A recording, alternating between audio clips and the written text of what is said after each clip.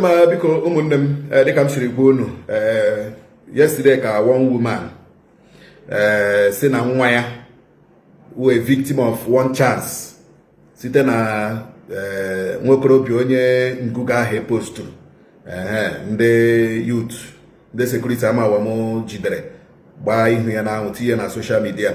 So we are still carrying on the investigation, and we also have other witnesses. So Onyeka, the second woman who was also involved, was a victim to this same man, to this same guy,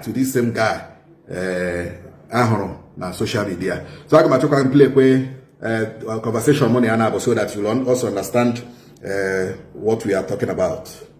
One chance.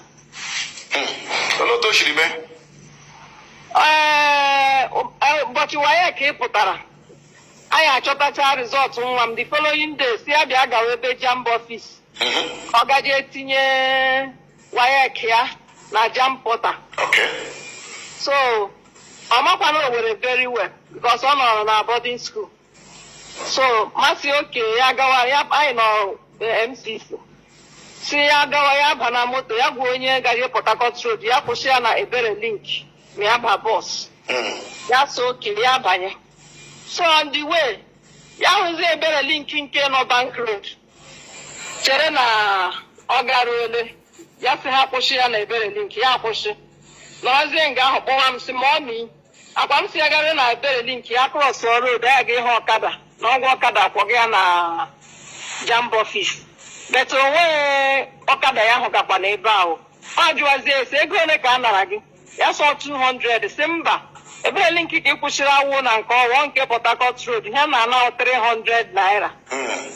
So oke nọọ nga ahụ ozugbo banye moto si m dị moto na ị na-aga Port Harcourt Road na Ebere Link ya so oke ha kwọrọ ya ma kpọọ ya si nwetara moto Port Harcourt Road ya si so ya gawa amọtụ na ma kpọọ ya si switch stop anwa m na ama ụzọ iwuzi ihe asị switch off na phone ya si no ma gwa my husband si lekwanụ nke switch off nke a n'ụjọ dịkwa m ole nke onye na-amaghị ụzọ anyị chajiri phone ya n'abalị a na-asị switch off na phone.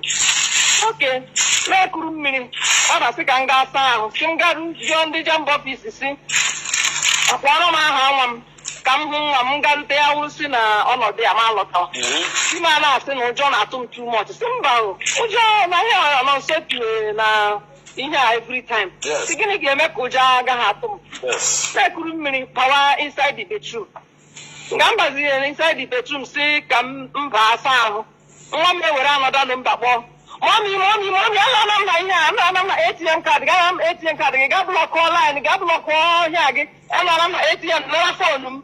Jesus Christ. I hope you don't know I'm so maybe the phone. I'm not watching Ishi happy phone. You could make better woman because I made them transfer that day. So limiting for 10,000 naira. May transfer 10,000. I am not continue that I can use app before I many alert. So I am relaxed. So what is going on? So Mama Bia she say, Ma papa number hold you bomb see Lowano. See Lowano make a lonia or say a big coniacium, so nobody teacher that's a way called the person in the number box now again, ye called the Juba. Lot of Sibikonun.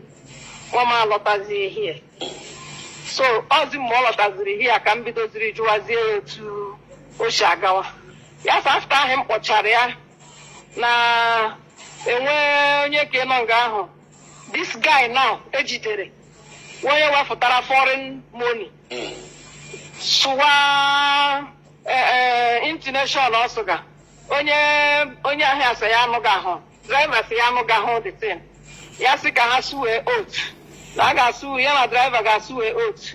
Na omebo ya na agreement ha na-eme nwa ma akọta ihe ọzọ m sikwa na ya enwe interest.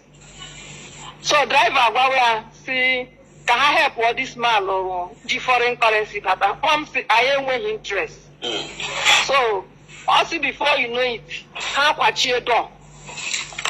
ha kwachie dọọ nga ahụ ọya ọsọ onye ka edu n'azụ o nwere ihe o nyere onye ka na this guy na echi ka ahụ ewepụtazie egbe ụwa ya egbe na ihe niile o ji ma ATM kaadị m ma 2000 naira m nyere ewere gbaa moto ma fon nara ya ihe niile so ha echi ebe ahụ kwagharịchaa ya o na apostolic faith nọ na MCC road ozinga ha bịara bịa drọpụọ ya move ozinga nwa m bidoro tiwe so ihe mara mgbe anyị nọ na-awọchi ihe a ozugbo nwa m hụrụ dị pikchọ ọ matabeghị ihe akọwa ma onye ahụ ma ọ na-eme ya ozugbo ahụ ya sị mọmi ledi man tụwara m egbe nara m ihe niile ahụ so ma kọntatịzie enwere my friend nọ ebe amawọm onye posturu ihe na WhatsApp akpọwara m onye posturu ihe si biko olee otu m ga-esi ama m ebe amawọm nọ olee otu m ga-esi jee mitie yutu ndị amawọm